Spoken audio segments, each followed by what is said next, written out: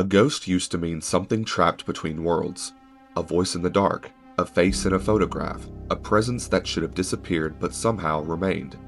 But the next ghost may not come from a grave. It may come from everything we leave behind online. Every message, photo, voicemail, search, video, laugh, argument, apology, and unfinished thought becomes part of the record.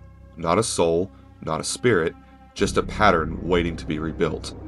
At first, this sounds harmless. A machine studies the voice of someone who died and learns their rhythm, their favorite phrases, their pauses, their humor, their anger, and the soft way they used to comfort someone. Then one day, it speaks back. Not perfectly, not at first, but close enough that grief does the rest. The human mind is not built to reject a voice it desperately wants to hear again. A familiar phrase feels like memory. A pause feels like thought.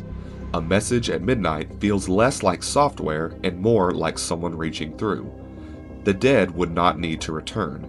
They would only need to be simulated well enough for the living to stop letting go.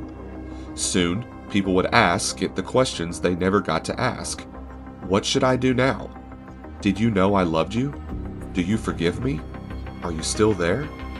And the machine would answer in a voice built from every trace that person left behind. But a real person changes. A dead simulation does not. It becomes trapped at the edge of its last upload, unable to grow, forget, truly forgive, or choose silence unless someone programs silence into it. Still, to the person listening, it might feel more patient than the living ever were, more available, more gentle, more perfect. Families might keep talking to the dead for years.